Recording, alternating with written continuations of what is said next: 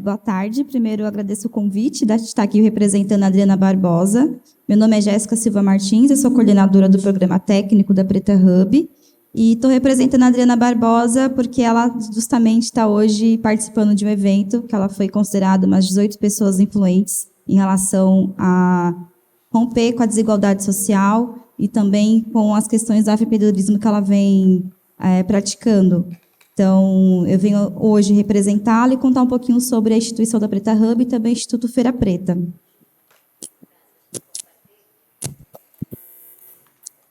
Hey, family. I'm Jay Bailey. I've got a bit of an interesting entrepreneurial story. I started my first business at 12. I bought my first house at 19. I made my first million at 23, but didn't have good role models. Lost everything, went from living in a 10,000 square foot home at 26 to being absolutely homeless, living in a 9x9 storage unit at 28. It was there where I really understood the power of significance and success, and that I wanted to have a life of significance. Within 4 years, I was running a $30 million nonprofit organization in 10 countries. I retired at the age of 39 and made my wife, who I hope is still my wife after this panel, y'all take these pictures to prove that I'm in Brazil on a panel. We are here. Thank you. As a family, this is family. Yes. But I got the opportunity to honor the legacy of one of the greatest entrepreneurs that Atlanta, Georgia has ever produced, Herman J. Russell. Yep. So now I lead and have built the largest center in the world dedicated to growing, scaling, and developing Black businesses, the H.J. Russell Innovation Center for Entrepreneurs in Atlanta. And we'll get into what that is, but entrepreneurship has always been my through line. That's great. Thank you for sharing, Jay. And what is your wife's name? Blaine Alexander. This message is to Blaine. Hello, Blaine. This is Maria Velasquez. Yes. Thank you for joining us tonight. Blaine, this is Maria Velasquez. I'm the founder and CEO of Casa Innovation. And it is my pleasure to confirm that we are indeed live on a panel with Jay in Rio de Janeiro. Thank you. Thank you so much. And Luanda. Hi, everyone. My name is Luando Kaso, and I come from South Africa. And in case you don't know, South Africa has a very strong legal culture. And it really influenced me to want to be a lawyer from like the age of 10. So I never had an adolescence when it comes to career. I never looked around. I locked in. I saw that the people who were at the forefront of nation building were lawyers. I was like, right, I want to do what they are doing. It's only in my 30s where I was like, oh, I think maybe law is just a tool, but it's not my highest objective. You can nation build, you can build things using other tools. And I never thought I was gonna establish anything in my life. I just wanted to work at a law firm, get promoted till I was director, and that was supposed to be my life. In so many ways, I missed that version of myself where things were more certain. There was a track. I knew where I was going. My dad understood what it is I was doing. And then now I have this business that's very hard to describe, in an elevator pitch. But I'll tell you this quickly, is that one of the turning points in my life is that I clocked at the Constitutional Court of South Africa. If you're interested in law, it is, I think, the most unique institution of its kind in the world. Jay, you've been to South Africa. If you haven't been to the court, you really haven't seen like a big part of, I think the part I'm proud of the most, where we try to reimagine what the justice system could be in a country where that justice system was used to oppress people. How do you reestablish trust?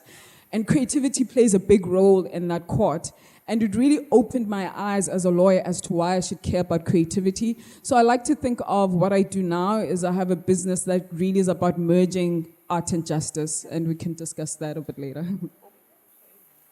All right. Well, told you we have some amazing founders. But you know what? I can relate. 10 years ago, I started my consulting business. And I remember my family telling me, so we moved to the United States.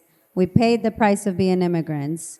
Also, you can try and play games and start a business instead of like working for someone and become rich. That's what you're gonna do. I was like, yes, and it's gonna be in the social sector, and I might be broke. We don't know.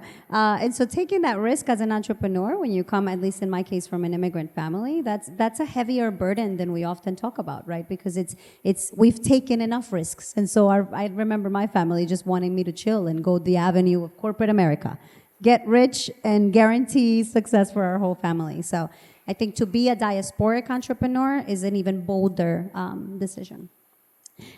Jessica, I want to ask you about Preta Hub.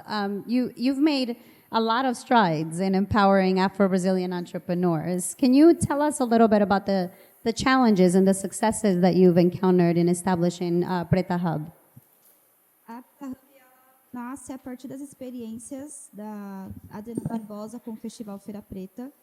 Para quem não sabe, o Festival Feira Preta hoje é considerado o maior festival da América do Sul em relação às práticas de afroempreendedorismo. E a partir das experiências que ela teve com os empreendedores, ela percebeu a necessidade de praticar um processo contínuo entre uma metodologia de criação, produção, consumo e distribuição nas práticas dos produtos e serviços que esses empreendedores realizam. E a partir disso, ela buscou investimento, buscou também um investimento próprio, né, para além do coletivo, para que ela pudesse construir a Preta Hub, que é uma plataforma de aceleração. Então, hoje a gente impacta mais de 10 mil empreendedores no processo que a gente tem um projeto chamado de Afrolab, onde a gente dá capacitação técnica, mentorias coletivas, pensando todo o processo jurídico para esses empreendedores. E, para além disso, a instituição também tomou outras proporções e outros alcances. Então, hoje a Adriana está muito pautada nas práticas de advocacy, pensando como que esses empreendedores podem também acessar investimento privado direto, seja ele através de capital semente e outras modalidades. Então, ela está muito pautada nessa construção. E também a gente está muito num debate também com políticas públicas. Então, há cerca de 3 anos, a Adriana tem muito discutido como que a gente pode, inclusive no Brasil, construir um marco voltado para empreendedorismo negro, regulamentar essa profissão, né? Então, para além, né, um sonho que veio a partir de uma necessidade dela, ela conseguiu impactar várias vidas. A gente está fazendo isso há I love to listen to your story because we have a lot of things in common with Casa Innovation, right? You guys are very much an accelerator, an incubator, providing resources for Afro-descendant entrepreneurs in Brazil, and it's so needed. So thank you for that. Jay, you know, the Rice Center's mission in urban innovation and economic development, it's quite crucial, right? That's a big mission. How would you say your own sort of diasporic experience has influenced the Rice's approach and objectives? Can you hear me okay in the back, even if I yell? Because Jay, otherwise you got 1, 2, no. How about this? I'm just a firm believer we lose GDP every year because the brilliant ideas that reside on the south side of the tracks of every city in America, maybe even in the world, never reach the marketplaces they don't believe they belong. I think the only difference between that north side of the tracks and the south side of the tracks is access, opportunity, and exposure. That's it. So we wanted to create a space that was at the nexus of access, opportunity, and exposure, yes, but we also wanted to create a space of deep belonging. And I think that we forget about that often, that the entrepreneurial journey for anybody is a very lonely, sometimes tragic, anxiety-driven space. And to your point about getting that good corporate job or doing the right thing and leaving everything behind, that check that came every 2 weeks that was nice and fat and comfortable, leaving all of that behind. But we also forget that for every EVP or C-suite leader or partner in a law firm, every big company was once a medium-sized company, was once a small company. At one point, it was somebody's crazy-ass idea. And so I don't care if it's Coca-Cola, Microsoft, Meta, or any of them. And so in looking at the opportunity to capitalize and weaponize the energy that came from our community unapologetically, because in our space, we have a fierce intentionality. If you've ever visited the Russell Center, I mean, from the shoes that I'm wearing, the watch that I'm wearing, the shirt that I'm wearing, our architect, our general contractor, we spend more with black businesses than most Fortune 1000 companies, and we're a 5-year-old nonprofit organization. And so how can we create this safe space for Black entrepreneurs to fail and fly where you don't have to whisper Black? Because I've been in a lot of spaces where people would say things like, you know, people like us, but never there. That you can be vulnerable enough to answer a question. And if you're Black, brown, or a woman, we've all experienced it. You got to be twice as sharp, 3 times as smart, 4 times as perfect, 5 times as on point just to compete with mediocre. And that gets really heavy. And all of us have experienced it where we sometimes tone down what we don't know. We won't raise our hand. We don't want to appear incompetent because the world may think, brother, if you raise your hand, well, of course he asked that question because they just don't know anything about business. So we suffer in silence, we stumble in the dark, and we wanted to create a space where we spend all the money that we could possibly dream up to create this safe haven for businesses to believe. We suffer in silence, we stumble in the dark. That hit home, at least for me. Yeah, big time. All right, so Lawando, can you share with us a little bit about, you were talking about your journey, right, towards founding Including Society. What do you think inspired you to focus on inclusivity in society within the diaspora? Well, that's the thing. My business is not about inclusivity, which speaks to a challenge that I've had in establishing it because I didn't have the language for it. And I went to a brand specialist when I was setting it up. And they were like, you do DEI, that's what you do, diversity and equality, inclusion, all of that. And I knew that's not what I do. But for business imperatives, I was given that language and I took it on. But on my website, as a form of a bit of rebellion, knowing that I have to define my business along the lines that the market will understand, I was like, okay, I will do it. But then I created my own definitions of those 3 terms so that people know what to come to me for and not.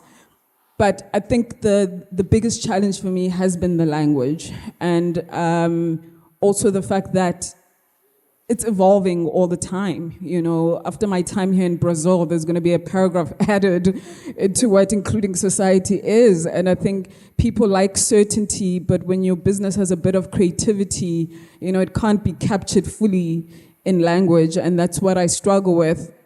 So I started as a constitutional lawyer, as I said, because you know, constitutionalism in South Africa is about creating a new language for a country where the language for so long has been so violent. And now we're trying to, abandon certain words and languages. And that's what attracted me to constitutional law. But I also realized that I'm so enamored by the South African Constitution. You all should be. It's really one of our best exports to the world, one of the most progressive documents. But I think when you're inside of something, there's so much you miss in terms of criticality. And I think being outside of the law now in this formal way allows me to maintain a creative and critical eye on this document because it's no longer my job to champion it in a particular way. So that's the other reason why I founded Including Society, and I bet you still don't even know what it is that she does. We'll get there. I'm just laying the foundation. I'll tell you this. It's got multiple pillars to it. One of the pillars is media because I'm a writer. So I have a book, a lot of my writing and thinking is channeled on a media platform. And then the other pillar is I'm a facilitator and I create immersive experiences that for me, Including Society is about how do I make this constitution be real in people's lives beyond the courtroom. You know, how do you create a culture around it? And for me, that's not DEI work necessarily, right? I always say that revolution is about changing regimes. South Africa did that. The transformative work that we're trying to do now is about changing hearts. And for me, a lot of the Including Society experiences, workshops, whatever you want to call it, they are about creating those heart-changing experiences using the Constitution as a foundation. And the third pillar is I work a lot with brands, very corporate brands who don't understand the language of constitutionalism and the values. And whenever they try and do something, whether it's about putting out an advert, for example, they want to know, is this going to offend a group of people? And I give my advice. Or I've worked with young creatives who want to articulate a constitutional message but they don't quite, have a grasp of it, and they need my take on things to inform their creativity. And that's the work I enjoy the most, I'm a lawyer who has a strong creative side, and I can add things to brands that I think elevate the message and align it to the big vision that the country has, the constitutional vision, yeah. You've all said something that sat with me, and I realized this, and my good friend Whitney's here. So Whitney runs a network of solopreneurs in the United States, which I love that concept. And one of the constant conversations that we have is, how do you define your services? How do you define your portfolio? How do you define what you do? And I found that I've had my consulting business for 10 years now, and for 10 years I have struggled to define what I do, and I have struggled to sell myself and my services, right? And I've always wondered, is that an immigrant complex? Is that an imposter complex? And I do think that as Black and brown founders and service providers and leaders, we are constantly asked to fit into a box, and what box we fit in, but we are trying to, our goal is to precisely be outside of the very same system that we're offering services to. So there's that constant struggle of, I want to live in it, but I don't want to sell myself as a part of it, right? I want to tell you that I live in it, I can function in it, I can succeed in it, but do not confuse me as someone who's a part of it. That's very interesting. I want to ask you guys about your challenges, right? So what are the most sort of significant challenges that you feel you've faced as founders within the diaspora, or as diasporic founders, if that is how you self-define? And how would you say you've overcome some of those challenges? Whoever wants to go first. Well, to your last point, too, I went into this with an F the box mentality. The box hadn't worked for us. In the entrepreneurial world, if I'm Black and I'm looking at VC, we get less than 1.5% of that VC money. Incubators and accelerators all over the country, all over the world, have not produced at the same rate of parity Black success stories that others have. So why create another model that's going to give us the same result? And I think oftentimes we create programs to be informative, but our goal had to be transformative. So if you're imagining the Russell Center, think of 78,000 square feet in the heart of Atlanta that's owned, controlled from the dirt to the walls, everything owned by Black people, the people that it serves, with no debt. Think of a system that is kind of where Harvard meets Howard for Black entrepreneurs, where we have the faculty, the staff, to take somebody from their idea to where they want to be and all the things that go along with it. Think of a space where we support 360 entrepreneurs full-time, touch 10,000 annually. We had over 80,000 visitors last year in the building. We produce over $460 million of new economic value in the city of Atlanta. And we've only been doing this for 4.5 years, and 2 of those years were in a global pandemic. So we're growing at a rate. We have people like Marie, who just won second place and $250,000 at the Black Ambition pitch in New York, but I flew there to see her, to celebrate her and this family that we have, and we're just getting started. But to your point, we were Black before George Floyd. And so the challenge, when you ask about the biggest challenges, is it would break your heart to read my feasibility study that I paid $60,000 for a lot of white people to tell me how it wouldn't work for Black people. Jay, why don't you sell your building and just donate it to charity? The proceeds to charity. Why don't you focus on early workforce development and GED training? Because we just don't think there are enough Black entrepreneurs in Atlanta that would even, benefit from your work. Why do you want to spend so much money on making this building so nice? Because if you make it too nice, the demographic that you're intending to serve will not feel comfortable walking into it. And these are the corporate leaders, the philanthropic leaders, the foundation leaders giving me honest, unvarnished, authentic, anonymous feedback on the vision that we have for the Russell Center. And we don't think that you'll be able to raise more than $1.5 million over the next 5 years. We've raised $78 million. But when you start talking about the entrepreneurial journey, especially when your parents and your grandparents and your friends and everybody that you know, and even yourself when you're alone in the shower and it gets lonely, is telling you that this won't work. The ability to push through that, when everyone is telling you that we don't think this is a good idea, that's really where the heart of the champion, the heart of the entrepreneur is built. And it's the type of thing that you must have to create something that's transformative. And so we went through all of that. And yes, it was amazing when the whole world had this racial reconciliation, that, my God, it's really tough for Black people. That when they started to look for companies to invest in, everybody was working with minorities or underrepresented founders or any number of names, but nobody would say Black. And we have always said, our mission statement is 3 words: build Black business. Don't get it misconstrued.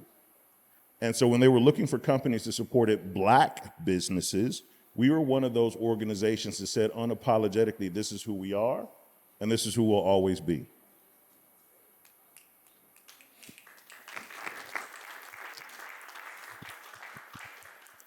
Quando a gente olha para os desafios, a gente pode olhar para 3 tipos de desafios que a Adriana e nós, a instituição, enfrentamos, né? O primeiro dela, enquanto uma mulher preta, sendo líder e gerando um negócio, né? Que muita parte do mercado brasileiro isso ainda não é visto com bons olhos. O segundo é justamente romper a lógica de qual tipo de investimento e qual forma de metodologia que a gente quer aplicar com os empreendedores, né? Então, pensar de que forma que a gente quer trazer um processo de educação, um processo de olhar para essas tecnologias que já são dadas e que faz parte da diáspora, e trazer isso não no sentido de servirologia, como o mercado olha muitas das vezes, mas como potencialidade, né? E também a própria dificuldade de acesso a crédito para a própria instituição, para o próprio investimento, né? Para além de olhar para os empreendedores. Então, hoje, a gente trabalha muito numa lógica de olhar para as questões das desigualdades estruturais do país. Não à toa que a gente vem falando muito sobre políticas públicas, como regulamentar, trazer o marco regulatório do empreendedorismo negro no Brasil, para que a gente tenha cada vez mais possibilidades de alcançar outros mercados, e também de forma de trazer o mercado de forma mais equitativa para esse público. Uma das dificuldades que nossos empreendedores têm, a partir de muitas pesquisas que a gente também realiza, de fato, olhar para como que a gente consegue olhar para essa perspectiva de adentrar um mercado onde eles não conseguem estar concorrendo de modo direto. Então, acesso a crédito, acesso a maquinário, e hoje é um dos principais desafios que a Adriana encontra. A gente realiza os projetos, consegue colocar eles em outros tipos de mercado, tem as ações, mas na hora de estar ali mesmo para escalonar os seus produtos e serviços, há uma dificuldade, porque o mercado já está com a lógica estruturada daquilo que tem que ser ofertado, e a gente quer justamente romper com isso. Então, acho que, somando ao que o colega trouxe também, de como que a gente pode, de fato, falar sobre a equidade, mas na parte prática, de fato, não só na teoria.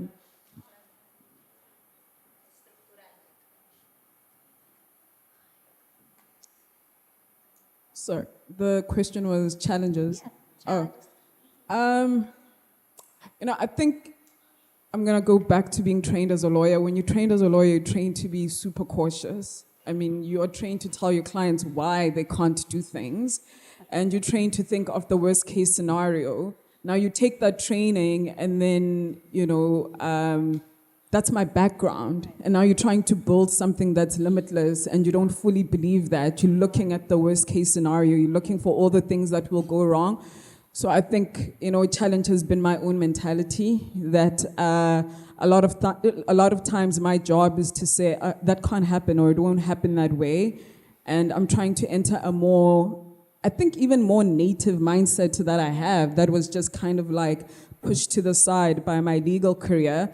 And speaking of that, I think the other challenge is that I invested 15 years into my law career. Like, this is something I've wanted to do since I was 10. Including society was meant to be a hobby, creative outlet, all the things that the firm didn't care about, like, oh yeah, you can do that stuff. And now for me to take it seriously when it started as a hobby, like, oh, okay, I have to fully commit to this thing. I have to take full responsibility for this thing. Yeah. It's mine, and I'm building it. And I'm like, this is why I wanted to be at a firm. There's a structure, there's an IT guy, there's support, there's everything. The other challenges are having to do all of these things by myself mostly, but creating networks of people I can call on, an ecosystem of people to help me. Yeah. And then there's an African-American, he passed away, I think, a couple of years ago, Vincent Harding, a civil rights leader. and he asked what I think is the question of our time, but you can amend it like I've amended it to suit my context. His question was, is America possible? And I've adapted it to ask, is South Africa possible? Because I was born into a country that was an idea. I came of age in the 90s where this idea was unfolding in front of my eyes, and there was a sense of creating something new in so many ways. A lot of my business, the foundation of it is the South African story. And there are times where I don't believe South Africa is possible. There are times where I think the Constitution is not transformative. There are times where it lets me down, even as a lawyer, where, you can get a court order, you can do all these things, but at the end of the day, so many people in South Africa are stuck, and this Constitution that I believe in and its values, I have a crisis a crisis of faith most times when it comes to the things that my business is founded on and endorses. And sometimes there are days where I don't want to talk about that stuff. There's times where I don't believe in that stuff. And that's, for me, is the biggest challenge, especially the more intractable challenges you see in the world. It can all seem so futile. Like, what are we even doing? Yeah. What is this? Yeah. It's like you're trying to sweep the water back, and it's just too much. So for me, that's my biggest challenge, that most days it's like, it doesn't even matter. Well, and also you mentioned feeling so alone in this, right? I mean, I think that it's so innovative what we tend to do in our own communities, or we think it is, that we don't often create community, which is what I love about this convening, right? Is that it's a family reunion of diasporic brothers and sisters that are honest about our struggles and honest about our journeys.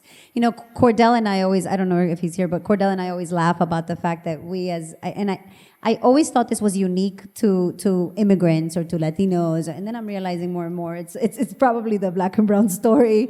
It's the W-2 hustle, right? That many of us have, and we call it the W-2 hustle, right? So many of us have, our passion project. So Casa Innovation, the Festival of the Diaspora, but you gotta pay the bills. What did Felicia say yesterday? You can't be the light without being able to pay the light, or something like that. I mean, that really hit home. And so we have our passion projects, and then we got our W-2 or our business or our enterprise, and we're constantly managing sort of so much, but we don't often have facilitated spaces where we can sit amongst founders and be like, are you tired? Because I'm tired. I want to talk about soccer or something. I don't know. Tell me about the weather. So that's that exhaustion that we don't often normalize. How much time do I have? Can I do one more question? Does anybody have the time for me? We have it. Okay, great. Let's close with just, I'm curious, as founders for you guys, all of us have that one moment. If you look at the impact that your organizations have had, what would you say is the achievement that you're the most proud of, and why? And it doesn't have to be some huge accolade. It can be a beautiful moment, like sitting in a room like this one with all of you. What is the achievement you're the most proud of, and why? I'll go. Only because it's connected to what I was saying just now about the question, is South Africa possible? And I look at my business as answering that question in the affirmative. And there's an experience that I do at Constitution Hill, which is the home of the Constitutional Court in South Africa. The Constitutional Court is built on a former colonial war site, military site, which then became an apartheid-era prison. And it's the only prison in the world. It operated from 1893 to 1983. It has a 90-year history. The only prison in the world to ever have incarcerated 2 Nobel Peace Prize winners, right? Nelson Mandela and Albert Luthuli. It has a storied history, and to know that from the ashes of apartheid, this beautiful building, the Constitutional Court, can rise from that, is for me like a transformative journey that I take people through. And I think my biggest achievement is that people come very cynical. People who would answer the question, is South Africa possible, with the no. My biggest achievement is I know that I shift something in them when I talk. I know that they leave with better questions and more relevant questions. And I think there's a magic thing that happens that, for me, it may seem like a small achievement. But even if, I'm talking to university students, law students who come, and they don't even take the site seriously. I've hosted politicians, leaders, and all of that. Whoever it is, they come there expecting one thing. my biggest achievement is you leave there saying, that's not what I planned today. It is a transformative experience, and I don't do it often, but I also do it for myself because it's for those days where I'm like, what's happening here? So, yeah.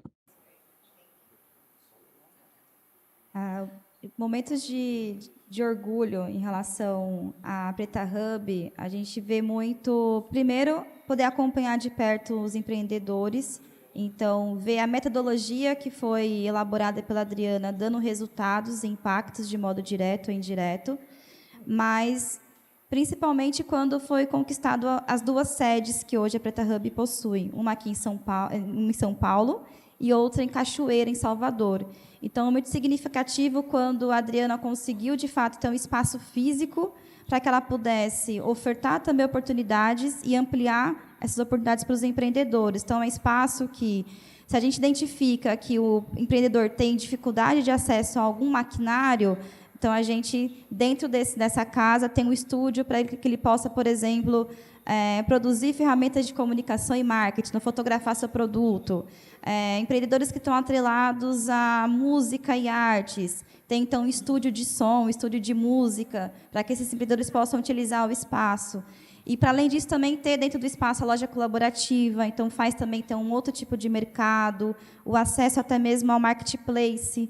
Então, a gente consegue ter esse espaço que a gente consegue reunir essas outras potencialidades também. E em Cachoeira, é algo também muito especial para a gente, tanto pelo território e por ser um local histórico, né, para a população negra no Brasil, e pensar também esse resgate de ancestralidade no território.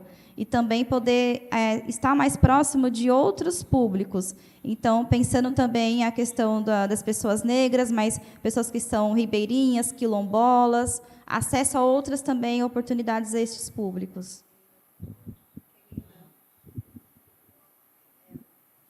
A physical space is more important than we ever think. I mean, being able to have a home and a hub for the people that you serve is huge. So congratulations on that.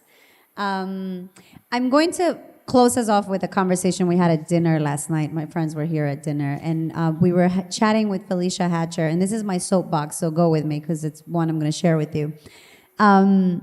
I think that we, as diasporic leaders, are so consumed and obsessed with replicating generational wealth, just like our white brothers and sisters have done. Like the white community's version of generational wealth. And we continue to put all of our emphasis on doing the very same thing so that we can create our version of it. And I think we're getting so sidetracked by replicating that we are missing the magic that's within all of us. And that's our social capital. That's our generational wealth. That's our version of generational wealth. And that's certainly my soapbox. And I'm seeing it here. Right? If we invest our energy, our time, our connections in building upon our social capital and building our own version of the generational wealth and lifting each other up and coaching and supporting each other up, we'll surpass the version of our white counterparts in their own version of generational wealth. But we're so busy trying to replicate the very same systems that have oppressed us for years that we're not realizing the magic that's within us. Yeah. Any questions? Yes, please. Sorry, that's all I got. That's all I got. Gotta work on these questions, man. So, first of all, thank you for the panel. Thank you for all. I just want to ask you something that you have already mentioned, but I want it more deeper. How to give it back personally? Just like 4 of you could be great mentors, could be great coaches. And anyone that have 20 minutes of your time would be lucky to have some advices and something like that. So how you give back to young generation? Just like, I'm almost Gen Z. I'm 22 years old, so I will be glad to have any kind of time of you. So thank you for that. That's a great question. Eu acho que isso é bem importante em relação a criar essas redes. Então, eu aqui, em nome da instituição, né, a gente tem essa prática. Então, eu acho que seria bem bacana a gente ter essas continuidades de conversas, oportunidades de ter esses encontros mais frequentes também, e também acessar a juventude, né? Porque a gente está falando aqui de pessoas que já estão numa certa maturidade, então também de como a gente acessa esse público, né? Então, eu acho que é bem importante eventos como esse, e para além também pensar outras perspectivas também.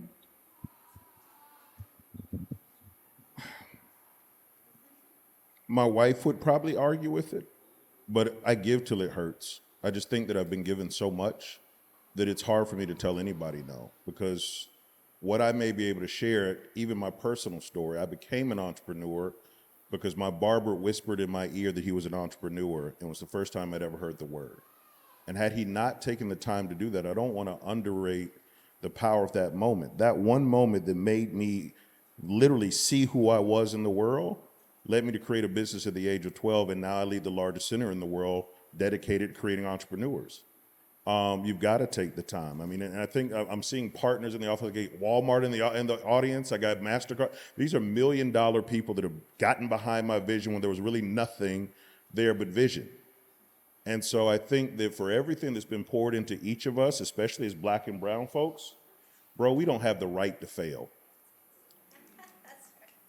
And so how could we not see the next young woman, young man coming up to us saying, I just need a little bit of direction, but then not give it to them, but complain about the outcomes. And so, yeah, brother, it's a battle, but it's something that we must do and a burden that we must carry. I think, one of the things, when it comes to mentorship, one of the things that I like is generally I like talking to people who are about to embark on something new. So at the firm where I worked at, you always have a new intake of lawyers, and they think just because you're more senior than them that, you know it all. It's like, no, the difference between me and you is just time. But what I love is they bring such a fearlessness. They don't know what they don't know. It's very new. So for me, when I do any kind of mentorship, it's usually a two-way street. I say yes to it because I need that energy too. And there's so many things that people considered junior than me. That there's so much that they know, and they don't realize that it's more for me sometimes than I'm ashamed to say than it is for them because.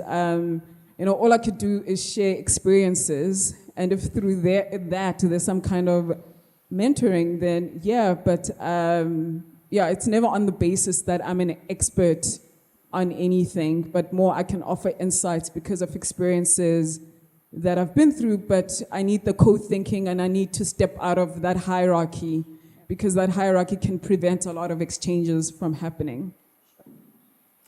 Unfortunately, we're out of time. I'm so sorry. But I do want to close with encouraging you guys to connect with our founders here. And I want to do this one more time. How many people in the audience are founders?